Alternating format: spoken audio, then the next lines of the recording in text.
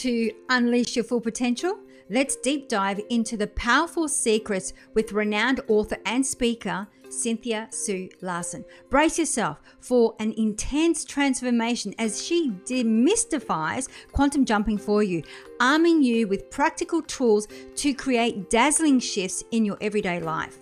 Discover the raw force of liberating tension and restoring your inner balance through a potent daily routine. Unearth the deep benefits of self-care, unwinding and profound connection, paving the way to unmatched well-being. Say goodbye to the relentless cycle of discontent and conflict. Cynthia navigates you towards transcending the drama triangle, welcoming a serene state of neutrality, peace, and affectionate relationships fostered by meditation and self-introspection. Spark your miracles and blessings as Cynthia introduces her go-to question, how good can it get? Step into the infinite potential of the universe, controlling the power of your thoughts and words. Dive into the warmth, wisdom, and true passion of Cynthia. Let her ignite her ambition to craft an extraordinary life brimming with love, excitement, and boundless opportunities. Don't miss out on this thrilling adventure. Activate your inner quantum power and transform your life today. Enjoy. So today I'm super excited about our guest. We have the lovely Cynthia Sue Larson. I can't believe I just said that. Welcome to the show. Thank you, Catherine. I'm so happy to be with you today. I'm super excited about having you on the show today. And the way that we love to get started is we always love to ask our guests to share your story. So Cynthia, what's your story? How did you get to where you are today?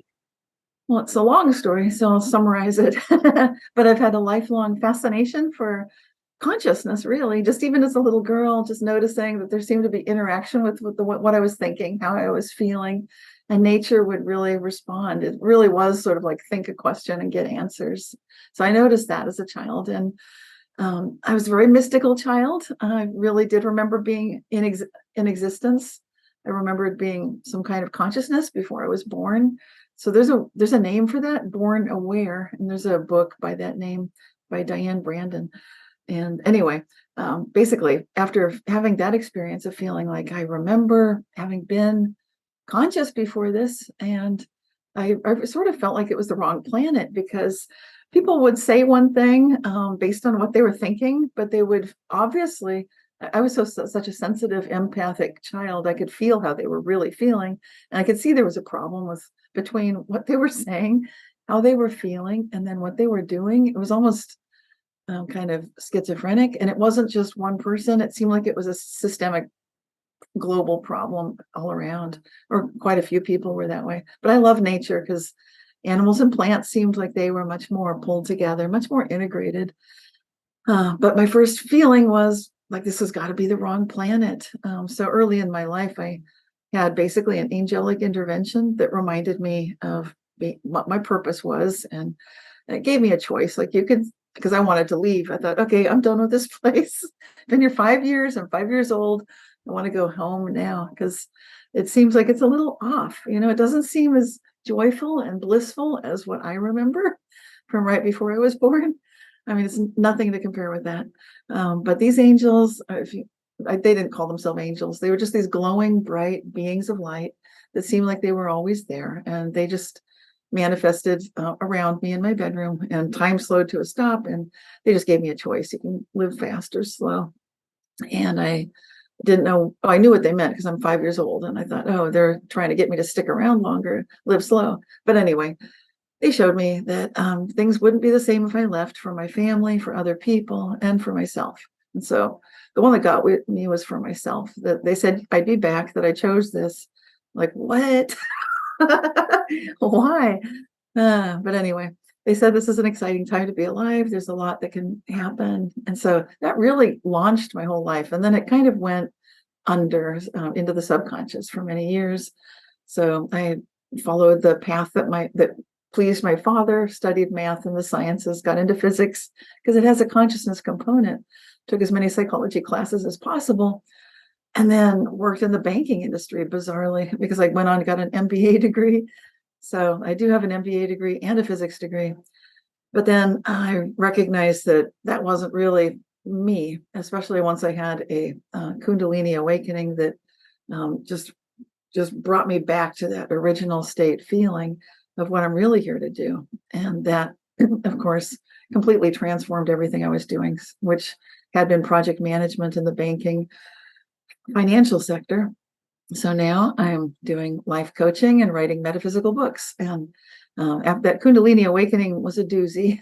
So it brought things back together. If people don't know what that is, it just feels like wave after wave of energy flowing through. I felt like I was just on fire with electricity, bioenergy, and just, it was difficult to sleep.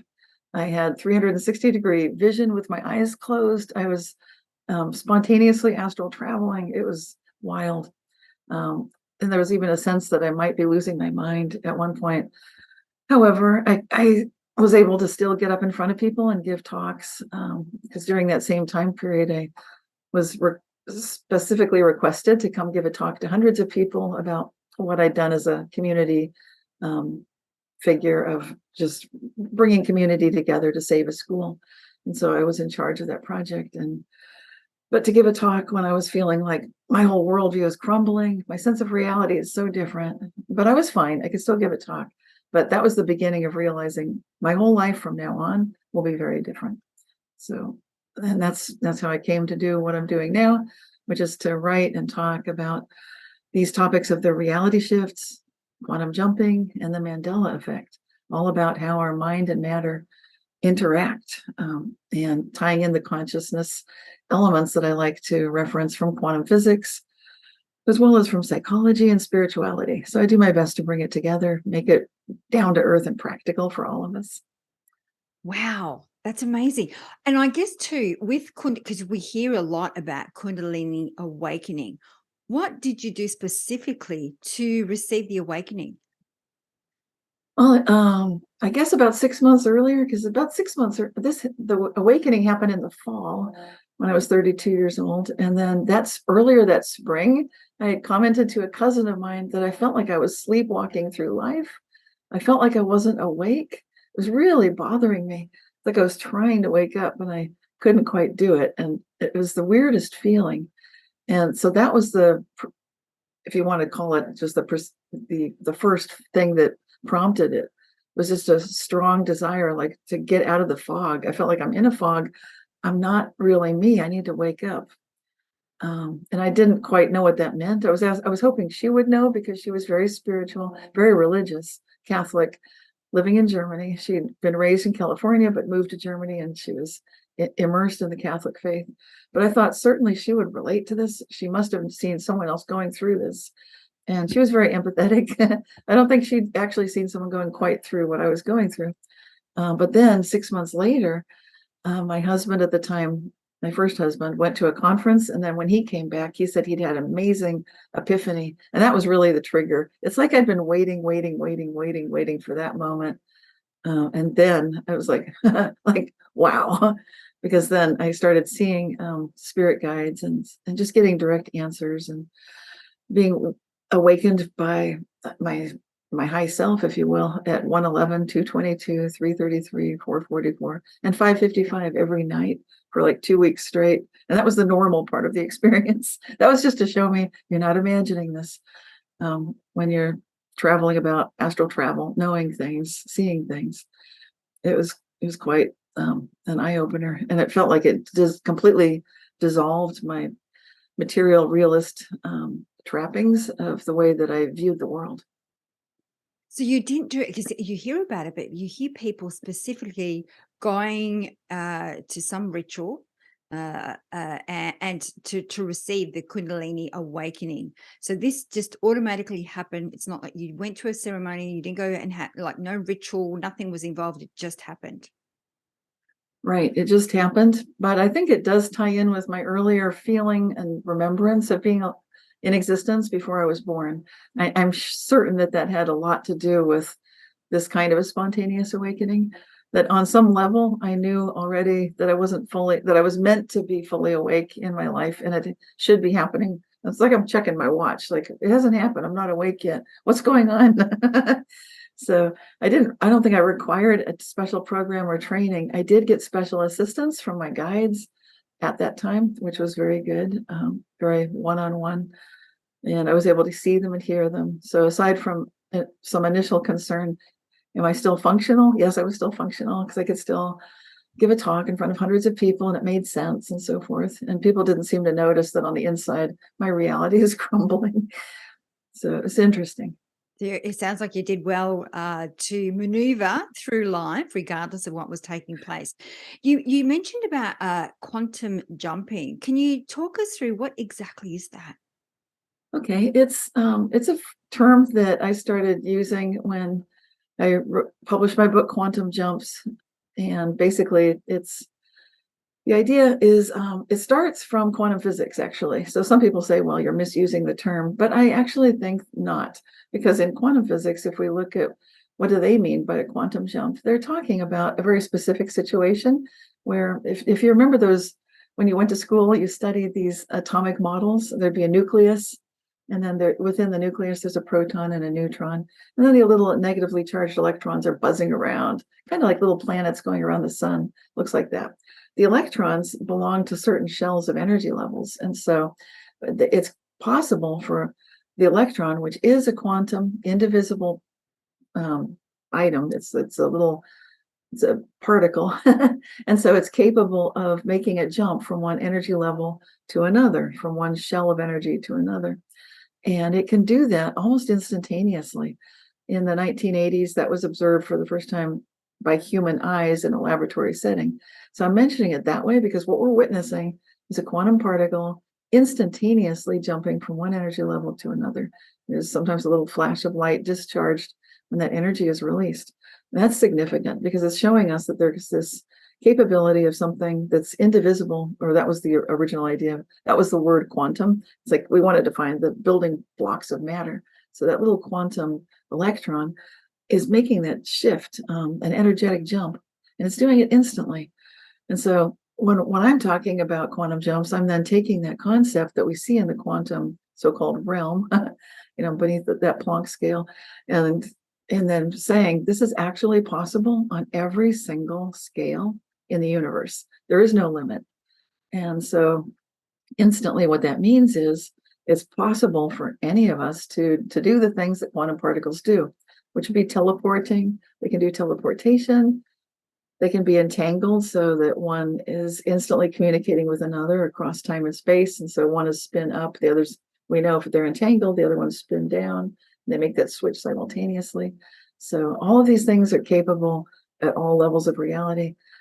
So ultimately, what I really mean by quantum jump is that we can be in one state or in one physical existence reality one moment and then experience something completely different in the next moment. And I use this phrase, quantum jump, for a conscious kind of a shift, whereas previously I'd been using the terminology reality shift for something where we witness an inexplicable, seemingly, change in the way reality suddenly is involving something that appeared, disappeared, transformed, transported, or there's been some change in the way we experience time. So these terms are almost synonymous, and I think I'm not going to quibble about them, but quantum jumping would be the terminology I'd use when someone sets out to go from noticing in the morning, wow, I think I'm catching a cold, I can't be sick today. I'm going to, instead of catching the cold, I'm going to imagine I'm getting over it. I'll be basically quantum jumping out of this cold. And so instead of coming down with the cold, I'm releasing it. I'm like, oh, thank goodness I'm finally feeling better. And I'm mentioning this example because most of us are quite good at doing something similar when we haven't had enough sleep and we tell ourselves, I feel really well rested. So these are the kind of things that we can use on a practical day-to-day basis. It also includes remarkable shifts that some people might find really hard to believe, involving things that we absolutely need. Here's one that people report to me lots of times, but they don't think anyone else experiences it. But it's ridiculously common because in a group of maybe 100 people, I'd say 5% have experienced it based on people that come to me after a talk to tell me they'll whisper, "This happened to me." And what that is to usually it's involving a traffic near accident, maybe a head-on collision, or there's just a situation where there's nowhere to go, there's no place to be safe, but that person, and they don't know how to describe it. They were just face to face with an oncoming truck, maybe an 18-wheeler in a narrow tunnel, and it's just no way to get out of it. The next thing they know, it's like they pass through each other. And that kind of thing happens more often than I think most people realize. And guess where that's very common? That's right, the quantum realm. That is quantum tunneling. It's something that we do see frequently with quantum particles. And so to expect that, of course, if we say some of these quantum phenomena might happen on the macroscopic scale, I think we can expect all of them too. And that's definitely a big one. Well, that's amazing. And I always look at that as a mindset shift, what you're talking about. So, for example, if I'm not feeling well, and I keep thinking to myself, oh, I'm feeling horrible, I'm feeling terrible, I'm feeling tired, you can start almost feeling worse. But there are times when I'm saying, I'm not going to allow this to get to me. And I might rest, but I will continue to act as if it's not really taking place. So is that what you're talking about, quantum jumping, going from one reality to another? Yes, and if you think of it from the original definition, that there's that, remember the electron jumping from one level of energy to another? There is energy involved as well. So, but you can get that by just doing a deep breath, by doing some Tai Chi or Qigong or whatever charges you up, maybe coffee. Some people say, all I do is coffee. Okay, well, whatever works for you. But you do need to raise your energy a little bit. And you can even put a pen in your mouth and turn your corners. If you can't smile, you can turn your corners of your mouth up. Anything like that. It looks stupid, but it works. And all of these things can help to give you that little boost of energy. It makes such a difference, because otherwise just acting as if without that energy, it's like you're trying to run the car with no gas in the tank. So you really need the fuel in the tank. You need that energy boost, but you can just scoop up energy and say, like, bring me the energy I need. It can be that simple. If you feel like I can't do anything in this moment, yes, you can. Just do a big Qigong swoop, scoop up that beautiful energy and bring it to yourself. And that energy, and then acting as if, and if you don't know quite what you're doing, you can just hope for the best outcome. But if you specifically have something in mind and it feels doable, that's great. That's really good. So there are different ways to customize this to make it work for each individual person. Different people are different in terms of how they can visualize, or if they can visualize, that kind of thing. So you're saying it's not just a matter of thinking about it, but it's about feeling the energy of healing yourself from whatever you're experiencing. So it's not just a mindset shift, it's the energy that goes with it. And I'm just trying to make sense of when you're saying, because I know from a physical body, I always say in some of my classes, try staying in a bad mood and skipping. It's almost impossible, because the body, as you are skipping, the mind's going, hang on a minute. You were saying to me before that you're really grumpy, and now you're skipping. Is that what you're talking about, being physically shifting the energy, or can we do that with the way that we feel, like move our emotion from one emotion to another? Depends on the person. Some people are quite facile at going from one emotion to another. I think the physical thing works for almost everybody, unless they're incapacitated and they can't get out of it. They've got one, maybe chronic fatigue, or they're in a wheelchair and so forth. But hopefully there's something that people can do physically, no matter who they are, that won't overtax their abilities, because that's usually the easiest, but not in all cases. It really is an individual thing. Yeah, I work one-on-one with clients, and I like doing that because I do notice the differences are so gigantic from one person to the next. And the people who have been meditating for many, many decades, they're in a whole different category. So they're able to quickly do things and attain a very coherent state of consciousness with full alignment. And that's not something most beginners can do, but there are exceptions. So the physical thing, jumping up and down for a quantum jump, I've had people have really good success with that, who are worried about going to do a follow-up appointment because they were noticing, okay, my cancer's going away. And I was recommending just jump in the elevator when you get nervous. You're going to the appointment anyway, you're in an elevator, jump. And so he did that, and it worked great because then he could really feel like he's jumping into a new reality. Plus, it gives you that physical rush. So you get all the boosts, you get the energy that you need. It's easier to act as if, and it just feels really good. So You it just shakes loose. Yeah. It just made me think of something that it is true. Like your mind can't tell the difference between what is real and what is not real. And I remember I had to do a talk, and I didn't even know. I really didn't know how big the talk was going to be. There was thousands of people, and I was so nervous. And here I was on the back of the stage, like jumping up and down, trying to trick my mind, because I was there. I had to do it, but trick my mind that I was excited rather than nervous. Yes. So you just gave me a visual when you were explaining. Yes. And when I was in the physics department at UC Berkeley, I was one of 6 women, and there were thousands of men, 6 women, and I hardly saw them. I knew there were 6 because it was published somewhere. I didn't see them. And so what I constantly told myself is lots of people just like me do really well at physics at UC Berkeley. Never mind that, like, there's so few of us that I don't even see the other ones. Maybe once in a while. It was crazy. But you can fool yourself that way, and it's a very positive thing to do. And I had tremendous success with that because I just repeated it to myself all the time like a mantra. Lots of people just like me are doing great at physics. Like, really, where are they? No, just stay focused. Because this was before women got into the whole science, technology, engineering, and math, the STEM. So it was before all that. Very powerful. I agree. It's a good thing to do. Yeah. And it's really strange because I always thought quantum jumping was going from one reality to another, in the sense of, let's say I'm an artist and I have this blank canvas in front of me and I have no idea how to go about it.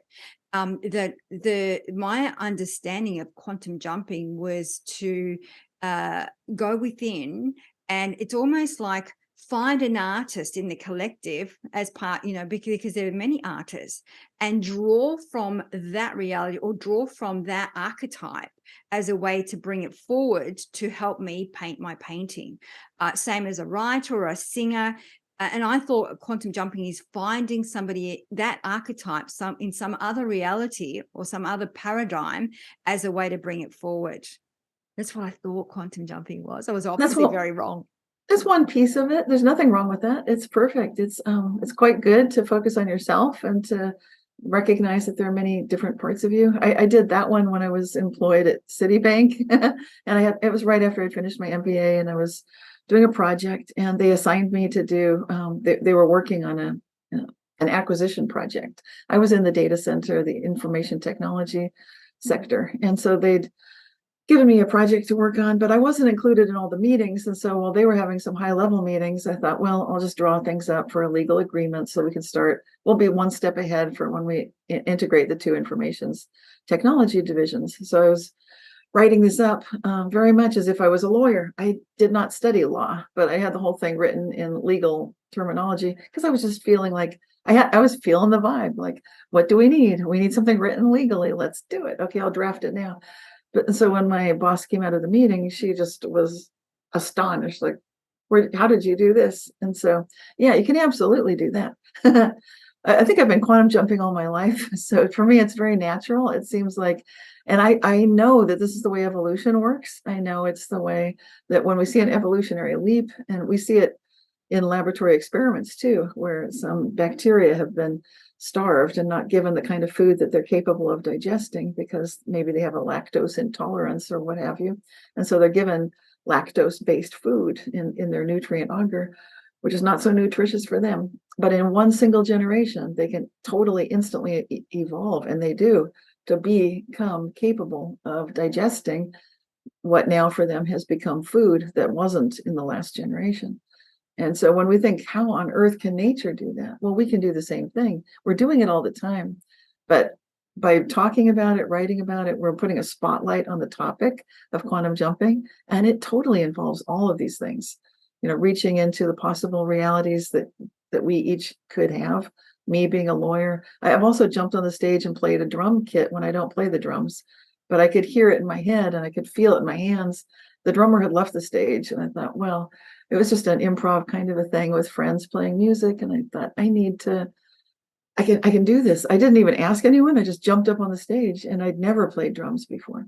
But that's the same thing. And you hear about this all the time with people who they get struck by lightning, or they have some experience and they come out of a fever, what have you. They're speaking Chinese, or they're able to do things that there's no reason or explanation how or why they could do it. So humans have had this capability for millennia. And all we're doing now is saying, okay, this has many, many facets to it. And it's not just ourselves, it's also the physical reality around us as well. But I think a lot of the people that talk about quantum jumping do focus on the individual, because that's where we believe our belief systems are what limit us. And if we think all we can influence is ourselves, well, there we are. Then we better stick with that. Yeah, it's almost like you've got to become the thing that you want to become. It's almost when we talk about manifestation, for example, it's not about trying to manifest something out here. It's actually becoming the thing that you want to become, whatever that is for that individual. You talked about the Mandela effect. Would you like to unpack that a little bit and explain to us what is that exactly? Yes, well, it came into popularity just now. It's been a while, around 2010, and there was a woman who popularized the term. But before she did that, her name was Fiona Broome. I want to give a shout out and some credit to Art Bell on the late night Coast to Coast radio show, because he had been noticing that people were phoning into his hotlines and asking him, have you noticed it's kind of weird that Nelson Mandela, they say he died, but he's alive again. And there was just a lot of buzz and banter and talk about that. So this Mandela effect began as what I had for years been calling the alive again phenomenon. I even written an example of it in my book, Reality Shifts, back in the 1990s. So here it is, decades later, and it's becoming a huge phenomenon where once people started noticing at a conference that Fiona Broome attended, a whole bunch of them remembered, wow, I also remember that Nelson Mandela had passed away when he was incarcerated on Robben Island in South Africa.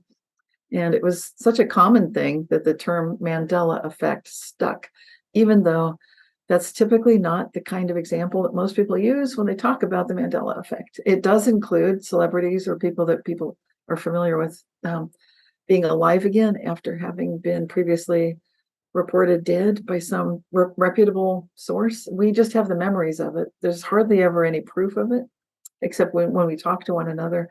Hey, I remember that too. In my book, Reality Shifts, I talked about the actor Larry Hagman.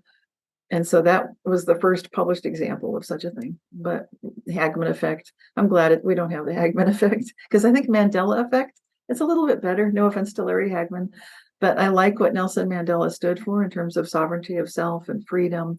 And those concepts really tie in what to me is the high potential of the Mandela effect. Okay, so other examples would be in Star Wars, there's that famous scene where Luke Skywalker is talking to Darth Vader, and Darth Vader is now he says, "No, I am your father."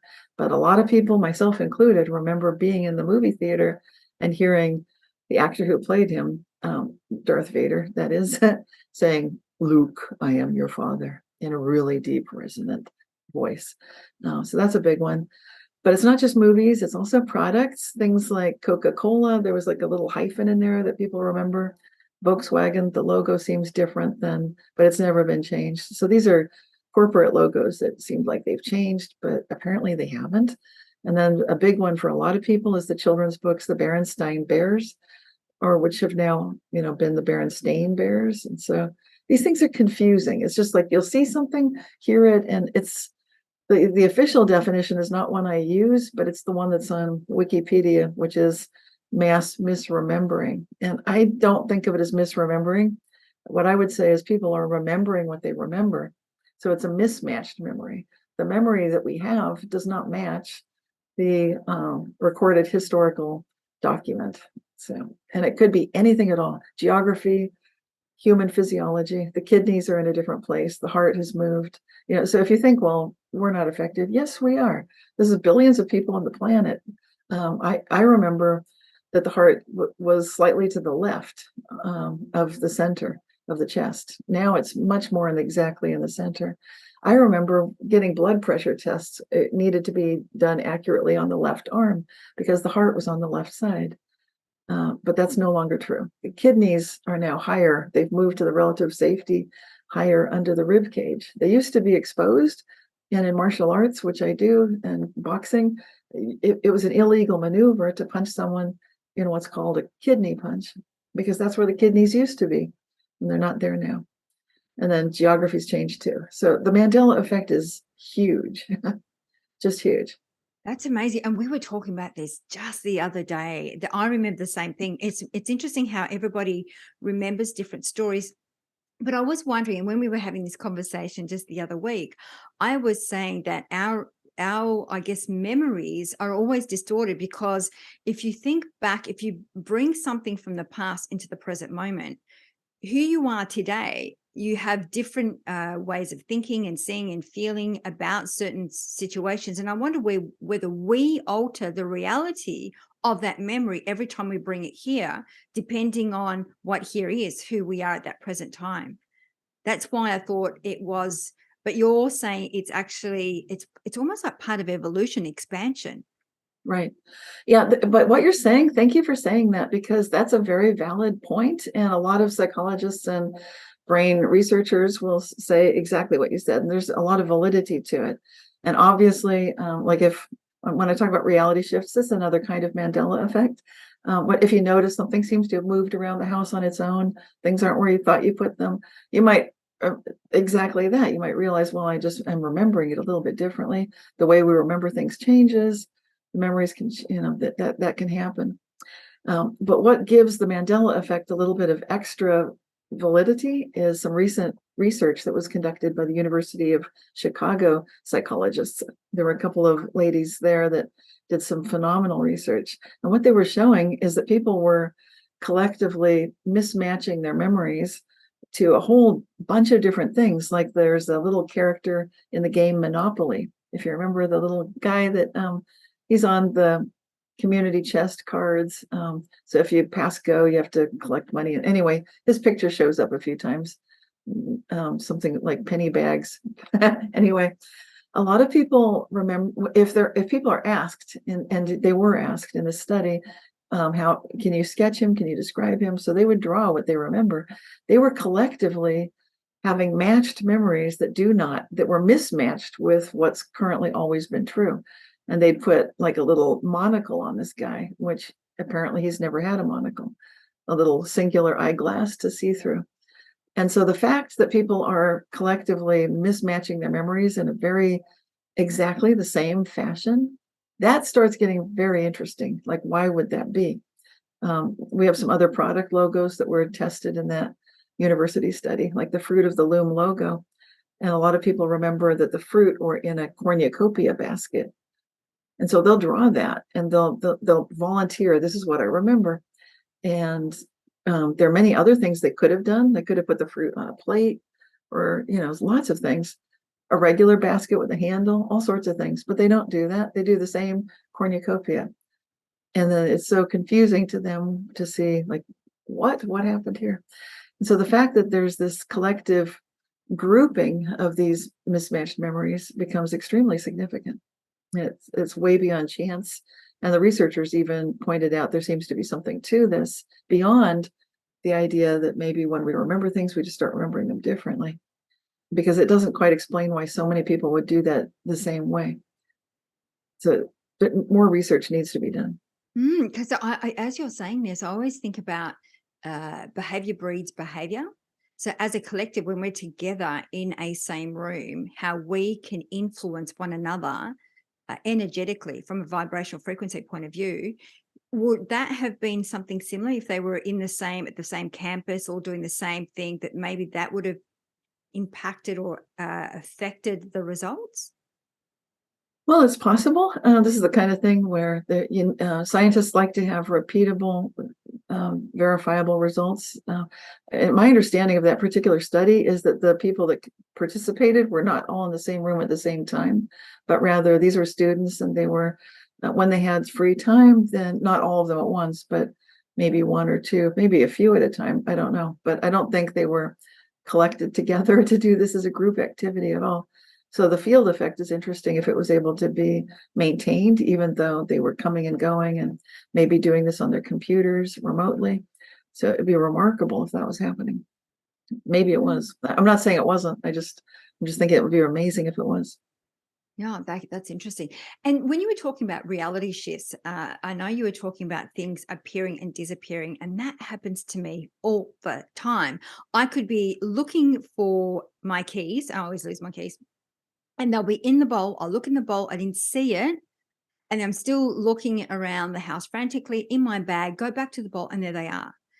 And I thought to myself, maybe that's because, when you're in a state of panic, because I don't like being late, for example, whether that blocked my vision. But you're saying that's actually a reality shift. It could be. I mean, obviously, you want to rule out the other possibility because it's possible if you're highly stressed, you can miss things that are right in front of you. I'm sure that's a very verifiable phenomena as well. But to rule that out, I don't know if you actually reached in the bowl to feel, are they there? If you're doing that and you don't feel them, you don't see them.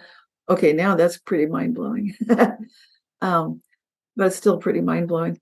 But I'm saying these things actually do appear and disappear and transform and transport. I'm saying the outrageous because I've actually heard it happen, seen it happen real time. What I mean is I was talking to a friend once, just standing next to the refrigerator and lamenting that, like, too bad we don't have any milk, because I think we'd served cookies to the kids and there's no milk. It was one of those moments. And I heard a thump inside the refrigerator that I was standing right next to. And I look at my friend like, did you hear that? And she said, yes. So I opened the refrigerator and a whole half gallon of milk had just landed on the top shelf of the refrigerator. And the sound it made was like it had fallen maybe an inch or two, not very far, just like thump. And that's not the only time things have just arrived in front of me with witnesses. So it's happened many times, to the point that I would not say that I'm, imagining this. I know for sure these things happen, and it's in keeping with these other things like teleporting right past an impending accident, a head-on collision, for example, which I'm telling you is a very common experience.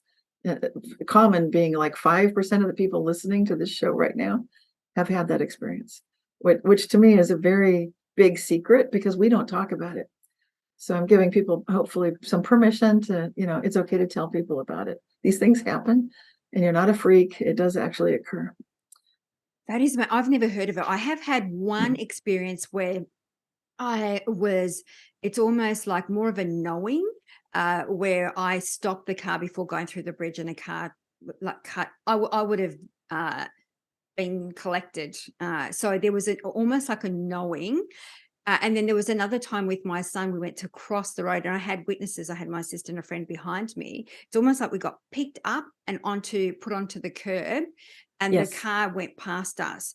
Okay, that's exactly it. Okay, keep going. Yeah, so when you talk about that, I've got goosebumps just thinking about it. And I'm sure my sister will watch this and go, I remember this, that incident took place. That's It was exactly almost it. like we got lifted. Yes. And that happens when sometimes they'll get lifted out of a car. That happens a lot. So the car is totaled, but they don't even know how they got out of the car. And when they explain it to an officer, like, well, I was in the car and then I was lifted out. Like, what? And it doesn't make any sense, but there they are. They're not in the car. The car got totaled.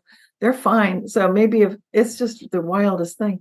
And I have a friend, she was lifted also, like you described. She was also about to be struck. She was on the sidewalk and she got lifted and then like carried some feet away from where she was. She didn't jump. She was lifted. She describes it the same way. Yeah, and I think so that's very interesting. Yeah. And I was saying to my son at the time, because I remember him looking at me and I didn't know how to respond. And then I remember saying to my sister, that must have been like divine intervention. It wasn't our time that stepped in. Right. And when I collect these firsthand reports, I've been sharing firsthand reports of these types of experiences for over 25 years and been sharing them on the Reality Shifters website every month. And one of the things that I'll definitely ask people is what were you thinking? How were you feeling? And they might share what they attribute it to. And I don't I welcome all of these possible explanations. So I'm not just putting my imprint like it has to be physics only. Like, well, there's maybe a physical aspect, but when you say I feel like that was divine intervention, then that's to me perfectly valid and really significant and very powerful. Amazing. You've actually opened up my eyes to something completely different now, and I have a better understanding of quantum jumping and reality. One thing that I'd love to really unpack is consciousness, because consciousness gets bantered around a lot.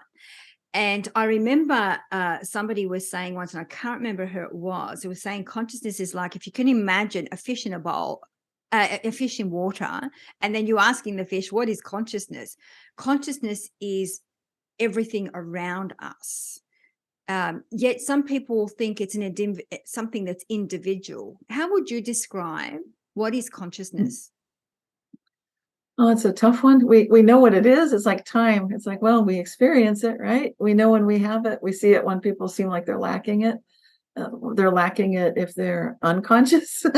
I know. Like, well, and that means that they're not clearly sensing. They're not, you can tell it. If their eyes are not looking in yours, you're not feeling that sense of connection. They don't seem to be connected to anything, even if their eyes are open. And so we know that consciousness is very sacred in a sense, because it indicates the presence of one's soul, one's spirit, one's being. And it is very unique in the sense that each one of us has a very unique relationship with that experience. At the same time, consciousness also, ironically and mysteriously, appears to connect everything. So everything seems to be connected through this mysterious consciousness that we each take very individually.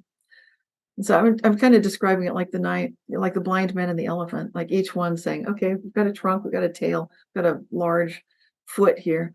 And that seems like the best way to describe and define consciousness, because we're so immersed in it that it's impossible to separate ourselves enough to study it from the outside, which is what we usually think we can do to properly describe and explain and clarify any kind of a topic. So consciousness itself is definitely mysterious, and all aspects of it seemed like they are challenging, even for like physics and psychology to agree on. Same thing with time, by the way. If you're looking at the present moment now, there can be some disagreement on what does that mean.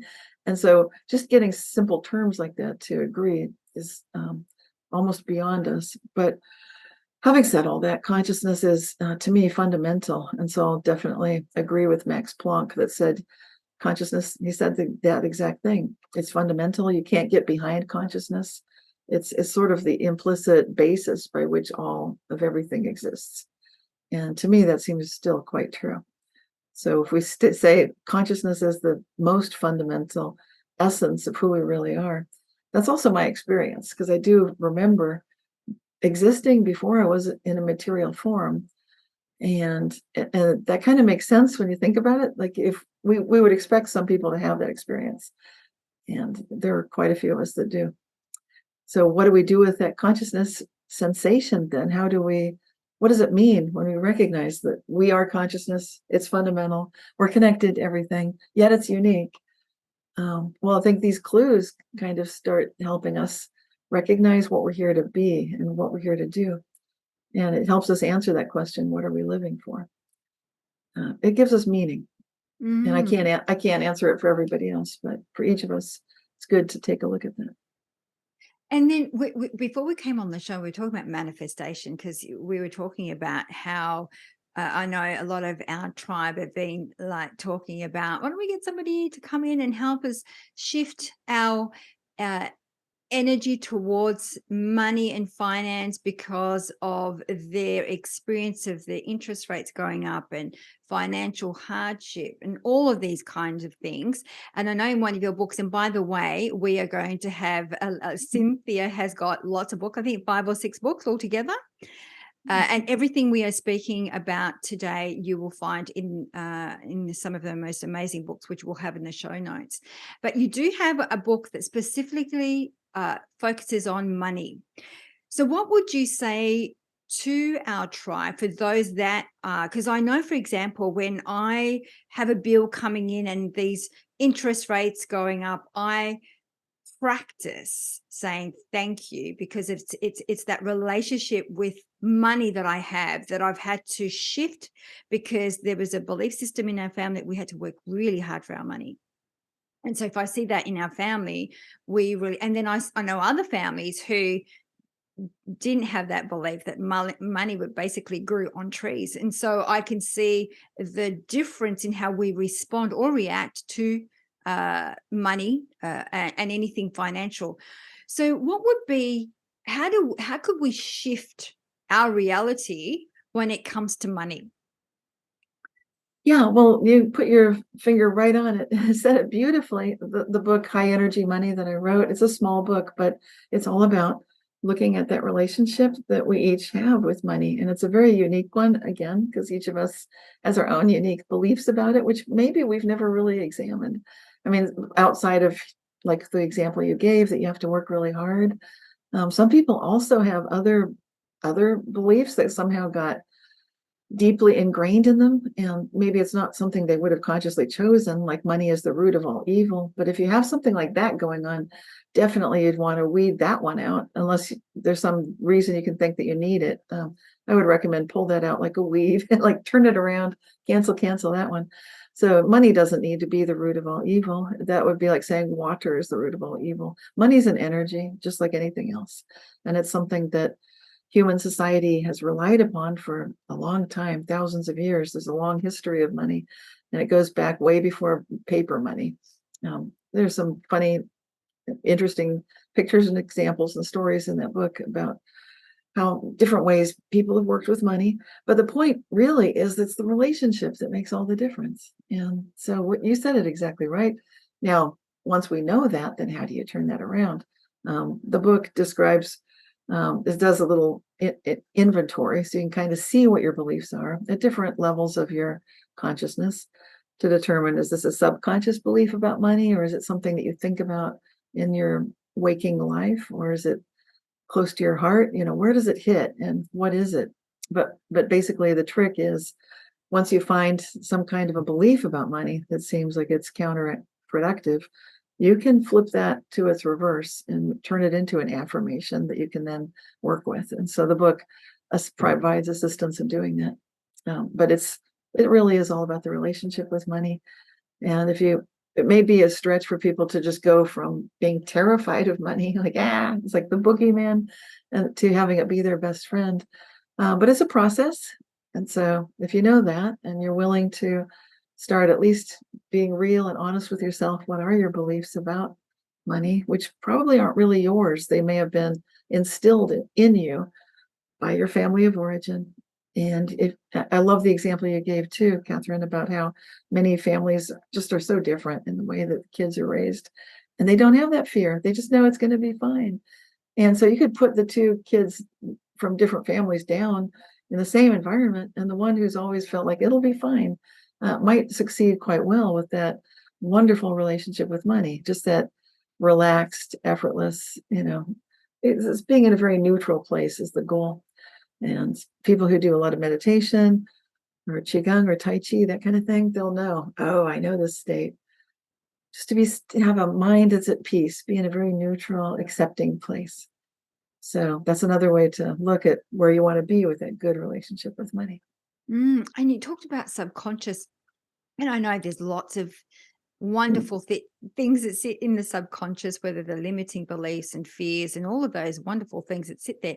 How do we tap into what resides in the subconscious part of our mind? Well, you mean, how do you hear it? It helps to do meditation, but if you don't do that, then you can listen to your dreams. If you're getting certain kinds of dreams that are troubling, then you might start paying attention to what is that. And even if it seems like, well, this is not my issue, well, maybe not, but if you keep having a dream about it, it's telling you something. And so that would be a good place to start. Hopefully people watching your show, listening to you, understand the importance of meditation. And in that case, then they will be able to listen to their gut feelings, feel where there's tension in the body, recognize you can give it a voice, you can listen to it, and And you can even ask it to give you a message in meditation or in a dream, and then hopefully be able to start recognizing, oh, there was something here that I didn't know was here. And I think the key is just hearing it, giving yourself space to feel safe, that it's okay to hear whatever this is. It's not the end of the world. Once again, the goal is to feel neutral, accepting, and open and relaxed. So when you know that's the goal, and then you feel tension, and you can listen to the tension and hear it out, that can help a lot. Thank you. And I always think about collecting my dreams, and I forget every time. It's one of those things. I'm going to remember my dream. I wake up in the morning and I don't remember them. But that is a really good point, is to collect your dreams and the stories that come out of your dreams. I love that. Thank you.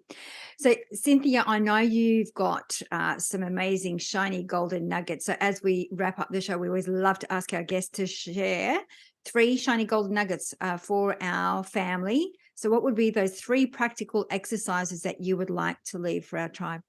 Oh, thank you. Yeah, the first one, I'd like to emphasize how to align these parts of ourselves, because I've been referring to it throughout this whole conversation, but I haven't gone into as much of the specifics. And so I'm just putting my hands up by my head. So if you think of like a snowman, there's like the head, there's the body, and then there's the gut. So it's like 3 different sections. And these correspond roughly to groupings of the chakras, but what they really help to remind us is that you can bring yourself into alignment with yourself, so that what you are envisioning for yourself matches what you truly love, and it matches what you actually genuinely need. And so this is just taking a moment to line this up makes such a big difference, because it can help to keep you on a good track in life. And I think the last few years, many of us have had an opportunity to start recognizing that we may have been out of alignment. So you know what that feels like. I think most of us feel like, okay, I know what that feels like. So recognizing for yourself, if you close your eyes and you just imagine, okay, where am I feeling any tension or out of neutral and out of openness and alignment? You can sort of feel like, where does it feel like that might be happening? Maybe your heart's not in what you're doing, or you feel like you're looking at a choice or a plan and wondering, is this the right thing? So you can just practice bringing your awareness to that, wherever the tension may be. Might be just sometimes this hits in the gut area, usually quite often between the heart and the belly button. A lot of people have issues there. Wherever it's feeling very present, you can breathe to that tension. And just for right now, imagine that you can bring in calmness, neutrality, openness, and that we're just going to be releasing that tension and allowing yourself to naturally align with your head, your heart, and your gut, so you can be all of one piece, so that you can be true to you, what you truly need, what you truly love, what you truly envision for yourself. You can breathe in this calmness and this peace, just like looking at a still lake, very calm, very clear. And just exhale and clear out any of the tension that might have been starting to gather there. And if there's a whole lot of tension, then you might want to start each day, or just end each day this way. Just give yourself a few minutes to check in, see how you're doing. And this is really powerful, even if you don't necessarily figure out what the tension means. Sometimes we get fixated on, what is this? And it's enough just to notice there's some tension there. And the goal is just for a few minutes a day. You deserve some time just to feel completely at one with yourself, completely relaxed, releasing any and all tension of all kinds.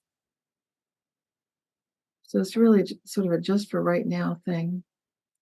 And the advantage is huge, because it helps to clear what otherwise might become a blockage, or may have been a blockage. And again, if it feels super, super tense, then, well, might want to take a few more minutes, maybe, to make this into a longer meditation for you. Give it 10 or 20 minutes until it's completely clearing out. And sometimes it helps to remind yourself that whatever you're feeling, it's not you, that we're just observing this and recognizing that we can let it go.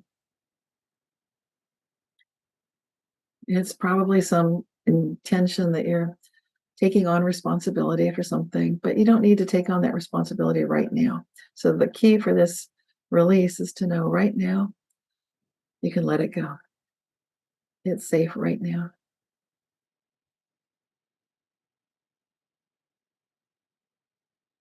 And then when you come back to opening your eyes and feeling like you're fully back together, you can still do some deep breaths and just notice if you're feeling any difference in how you're all pulled together, more of all of one piece. And usually it's a pretty powerful effect. And it can, this, if you do this regularly, it can be pretty quick and you can feel a lot better. It helps to do this before you're about to talk to people, actually before anything, because you'll feel more like you're really fully there. And everyone will notice, and everybody benefits, whether it's you're doing something fun or doing something challenging. Either way, this is a very good exercise. Thank you for that. I feel very centered. Yay. So the second one, this is rising above the drama or exiting the drama triangle. So I think I'll need to explain what that is first before doing the exercise. Okay, I'll just make a little triangle shape here. So with my hands. So if you think of a drama triangle, this was an idea that was presented first by Mr. Karpman, and he was proposing that when we come into life, we often feel sad when we get abandoned as infants. Unless we're coddled all the time, chances are pretty good that we're not going to get all of our needs met instantly. And so we might be crying. Babies cry a lot. And that can lead into feelings of some children feel abandoned because they have been. So there can be some legitimate feelings of sadness and grief there. That's the victim part of the drama triangle. As we get older, we naturally evolve into playing the role of the rescuer. And so this would be the person who is often very anxious. You'll notice that this personality trait, this role, is accompanied by a lot of fear, anxiety, really feeling like the sky is falling. And furthermore, because we're concerned about it, we need to help save other people. Never mind if they ask to be saved or not, but it's something that just feels like have to do it. It's a gripping kind of a possessed feeling. And then the third is the perpetrator, which would be the person who's often recognized playing their role as being quite angry because they know what should be done and people are not doing it. And so they are just like, it's my way or the highway. Let's do it the right way. And they often don't notice that they're playing the villain. They think that they happen to know what's correct. They think they're playing a leadership role. And so the whole drama triangle then becomes an unhappy merry-go-round. So once you notice it, like, oh my gosh, I see this in my family dynamics. I see it everywhere. I see it all over the place. And if you feel like this is not serving any useful purpose, that's a good place to be in. Once you notice that you're ready to let that go, or at least try to escape this drama triangle, it is possible to do so by, first of all, recognizing that you're the observer. So whatever seems like it's going on, whoever the bad guy, there's probably some bad guy in everybody's life and they're doing something awful and we should all get upset. But you can notice, first of all, how are you feeling about that? Are you feeling victimized, which is fine. There's no wrong answer and there's nothing wrong here. So if you feel like, I feel like a victim, feeling really sad about it, then it's good to notice that. Or if you're feeling terrified, like that's the bad guy and I don't know what we're going to do. It's like things are very scary right now. That's good to notice. And if you're feeling angry, like I'm going to fight that bad guy. Yeah, he's the bad guy. And we're going to duke it out. We're going to have a duel at dawn, that kind of thing. Like, okay, well then, you're pissed off and angry. And that's another, it's a reaction, but it might not be the most effective reaction. And so the exercise, once you recognize, okay, I see the drama triangle, I'm ready to experience what's beyond that. What is beyond that? Basically, what's beyond that is we'll do a little meditation together. This one will be just to be the observer and recognize that whatever those thoughts are and those feelings are, those are just thoughts and feelings. They're not you. And so the goal is to, as you observe this in whatever your current situation is, to increasingly actually gain a sense of joy, believe it or not, bliss, reverence, gratitude. You might think that's not going to happen, but that's the end goal. So in this particular exercise, it could be anywhere from I feel a little bit better to I feel blissed out. And all of these answers are possible, and it kind of depends on your long history of meditation and how much you've been working on this. So let's close our eyes again. So just imagine, pick any situation in your life where you definitely have some kind of drama. Families are usually a hotbed for this. So you might notice like, oh, family drama. And there's something happening. You know where it is because it's like, well, this is not what it should be. And that's usually the way we're feeling about it. Like something's wrong here. So feel how you're feeling about that. Notice where in your body you're feeling it if that occurs to you. You might get a physical, and remember, you can breathe to that. So you can start releasing it a little bit. And then if you're noticing what that feeling is, so we're just sort of paying attention to how you're feeling. Like, what's the emotion? What's the physical feeling? Maybe some thoughts are coming up, so you can notice all of that. Okay. And now we're going to just saying thank you to that part of the experience. Good. We're going to take several steps back now and not be quite so immersed in this experience. So you can actually take some big steps back from it far enough so that you can observe that whole drama as if it's like a movie and you're watching someone playing you as an actor or actress in your life and the other players, the other people that are involved. And when you're watching it more like a movie, you can start to see like those are not you, the thoughts and feelings and so forth. It is like a story. You could stop it. You could go have a meal and come back and start it up again. So it's not you. It's not the definition of you. And these thoughts and feelings that you thought you were having, which are quite genuine, but they're not the definition of who you, the observer right now, really are. You, the observer, are a higher level of consciousness than the part of you that was directly experiencing all that drama.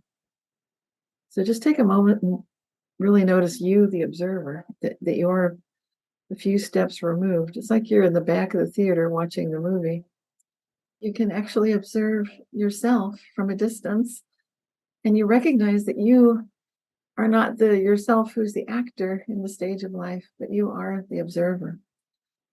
And as that observer, you can maintain a sense of timelessness and balance and neutrality, and actually a sense of peace and love and connection with everyone involved. And it's possible to actually feel love, joy, grace, and even gratitude and reverence for the entire situation. So it's possible to attain a level of conscious awareness, which is quite different from being caught up in the moment and caught up in all those reactions that might have been happening previously. You can start to see that the way things are happening might be perfect, even though previously it didn't seem that way. And you can start to feel a richer and deeper sense of peace and gratitude that everything's just fine the way that it is. And in fact, maybe it doesn't need to be struggled with, whatever the situation was. Maybe there are some aspects of it that you can start to feel a deep and inner sense of peace, that everything is actually just fine. And you can start to feel that no matter what's happened, you actually do love everybody involved. Even difficult situations, even when people have been doing terrible things, maybe they're all doing the best they can, as impossible as that may seem, but maybe that's true. And by your finding this new sense of peace and inner harmony and inner balance and grace and gratitude and reverence, you can set yourself free from that entire drama pattern, at least in this one moment right now. And by practicing this as a meditation, it is possible to feel grace and gratitude and peace and balance in pretty much any situation. That would be a goal. So just noticing right now, can you feel a difference from where you were when you started thinking about the situation to right now? And hopefully you can, and hopefully it feels anywhere from a little bit to a whole lot better. So that's the second golden nugget. And then hopefully everyone could feel that. I think that one is really useful. Okay, this third one is a golden nugget for optimizing the outcome in pretty much every situation. And this has to do with physicist John Archibald Wheeler. I love his work, and he came up with the idea of black holes and white holes and the participatory universe and so forth. And I'm giving him credit. He's passed away now, but his idea was that when you ask nature a question, nature answers. That means that what we tend to be thinking all the time or saying or making into a mantra is very powerful in our lives. And so this question is my personal favorite, and I ask it in every situation. I wake up and I think it. It's my daily prayer. The question is, how good can it get? And this is just an invitation for the universe to grace us with the answer to that question in every way possible, every situation. And it doesn't mean that you need to suddenly be a Pollyanna and ridiculously cheerful. I know it might sound that way, but you can say, how good can it get, when you're feeling sarcastic, when you're feeling devastated. You might even feel like, what's the point in asking this? Everything's falling apart. But ask it anyway. From the deepest depths of despair to the greatest fear to feeling angry, always keep that question handy. And the reason is it can help to pull you out of that drama. It can do this naturally. It can bring blessings and miracles. It can bring miraculous events far beyond anything that you might have even wished for yourself. And by keeping it open-ended like that, as you can see, it can benefit everybody involved. So it's ultimately helping all of us. So that's again, I'll just repeat it. How good can it get? And that is my favorite question. I love that. How good can it get? I'm going to have to write that on a sticky note and have it in front of me. Thank you so much. That's a great one. So, Cynthia, Thank you. where is the best place for our tribe to find you? We'll have everything in the show notes, but where do you hang out the most?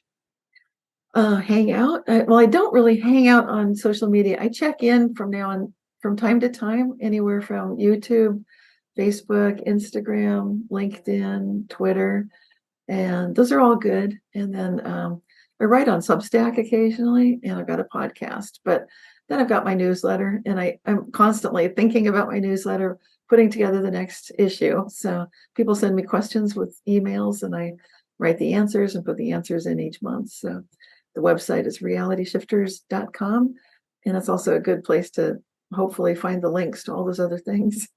Yeah, and all the books. You're amazing. Thank you so much for coming on the show. I was really excited to unpack quantum jumping, which is something I obviously got totally wrong. And you've done it in a way that the way that you've explained it, you've really simplified it for every single one of us. So I really enjoyed the information you shared with us today. I had a couple of light bulb moments. So thank you so much for coming on show, for sharing your wealth of wisdom, and thank you for your time and your energy. Thank you. Thank you. Thank you for what you do. Love it so much. Love you. Love you too. Thank you. Thank you.